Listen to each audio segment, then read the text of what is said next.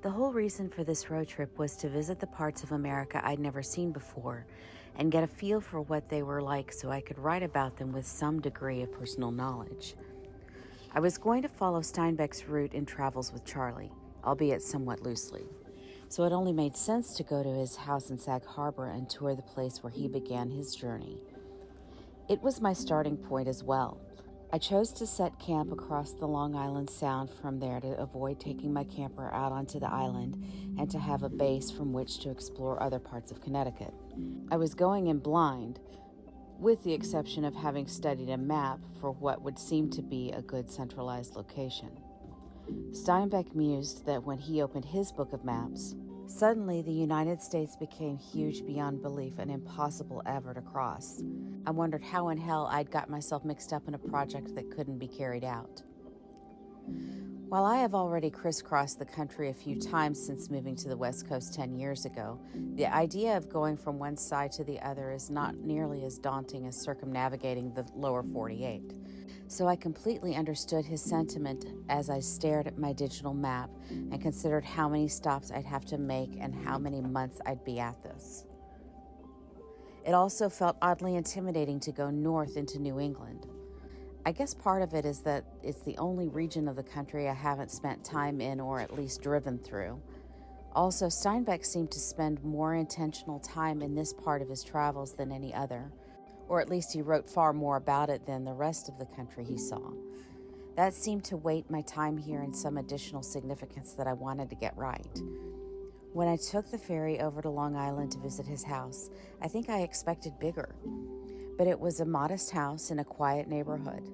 The caretakers go to great lengths to respect the privacy of the locals, and it hasn't been open to the public for too long. I also expected more of a crowd, but there were just a handful of us.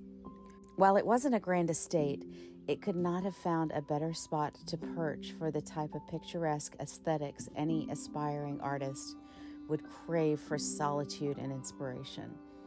And while some would consider the place unremarkable from a celebrity compound perspective, every inch of the place reflected his personality, his quirks, his sense of humor, his view of the world. I felt more connected to who he was and what his motivation was by seeing his home than I did even when I read these words he wrote in Travels with Charley. My plan was clear, concise, and reasonable. For many years, I have traveled in many parts of the world, but I discovered I did not know my own country. I, an American writer, writing about America, was working from memory, and the memory is at best a faulty, warpy reservoir. I had not heard the speech of America, smelled the grass and trees and sewage, seen its hills and water, its color and quality of light. I had not felt the country for 25 years. In short, I was writing of something I did not know about, and it seems to me that in a so-called writer, this is criminal. That passage gave me my purpose, but seeing his house fueled my inspiration and my drive to see this through.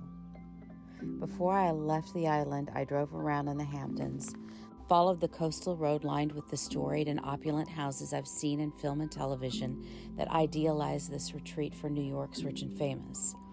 It reminded me a lot of a segment of Malibu I used to pass when I'd go for drives along the PCH. Being near the ocean, even if just seeing it from my car window, always provided some soothing for my soul. This quick drive, seeing a different ocean, didn't disappoint in that regard, but did ignite a little urgency to see my beloved Pacific Ocean sooner rather than later.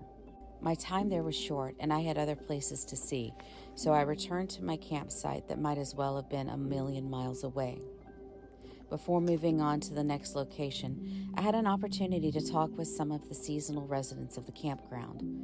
I had a list of questions I hoped would give me some insight into their daily lives, so I began my interview. Ultimately, just expressing an interest in them and their experiences led to a conversation where they answered many of my questions before I could ask them. And they revealed a fundamental truth that I expect to remain consistent. People, no matter where they live or what they do, just want to feel safe, secure, and stable. They want to be able to provide for themselves and their loved ones. They want to be seen and heard as the individuals they are rather than the caricatures we tend to create for expediency. I think this is why Steinbeck chose to take this journey.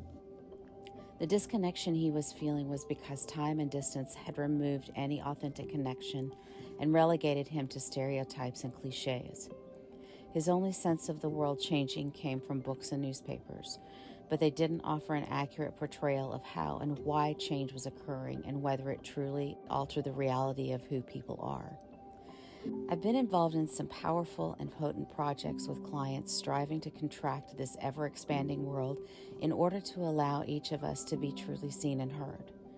That was always the goal in John Steinbeck's writing.